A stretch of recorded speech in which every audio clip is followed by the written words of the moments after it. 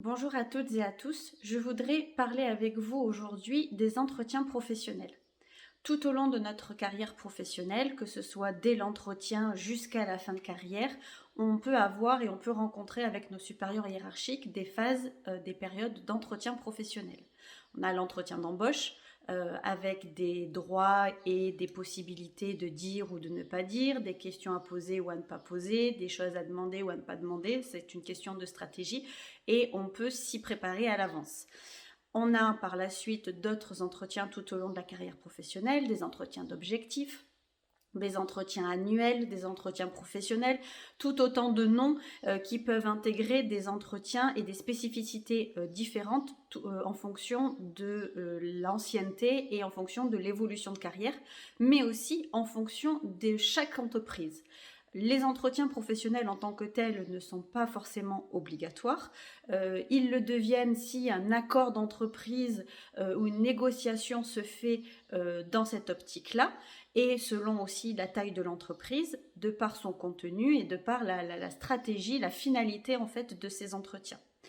Ces entretiens ne doivent pas avoir pour conséquence d'avoir une ouverture sur de la discrimination ou sur des évolutions négatives de carrière ou d'augmentation ou de promotion ou quoi que ce soit d'autre.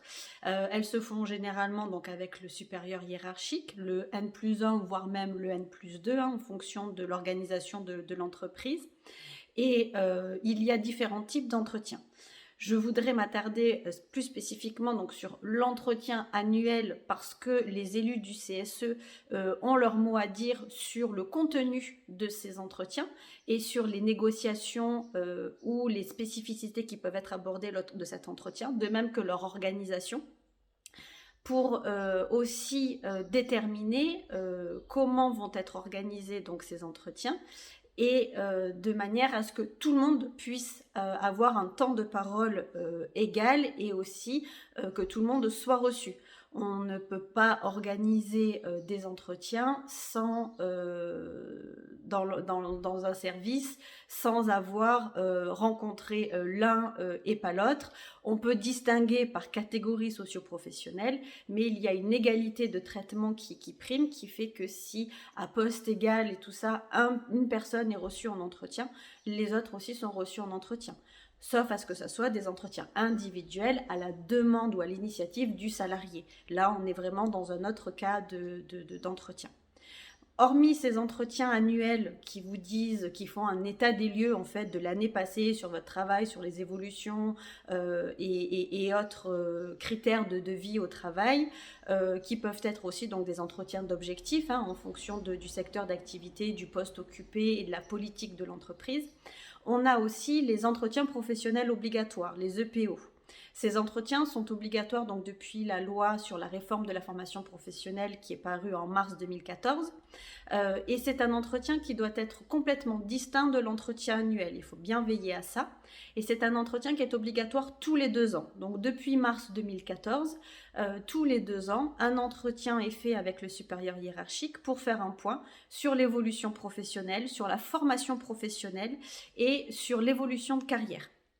Ce n'est pas un entretien qui vise à sanctionner de manière positive comme négative, c'est vraiment un état des lieux, un ressenti du confort au travail et de l'adaptation au poste de travail et de l'évolution de carrière de chaque salarié.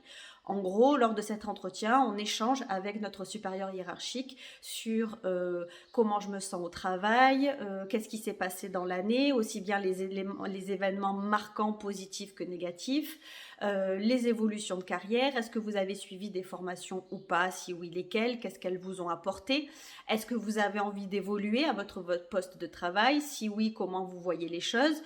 C'est un échange en fait qui se fait avec l'employeur, qui est formalisé par un écrit et donc qui est obligatoire tous les 2 ans, puisqu'à la fin d'une période par contre de 6 ans, il y a un entretien un peu plus profond qui va permettre de voir quels critères prévus par la loi sont remplis ou pas, notamment sur les augmentations de salaire, sur le développement des compétences et la formation professionnelle et sur l'évolution de carrière.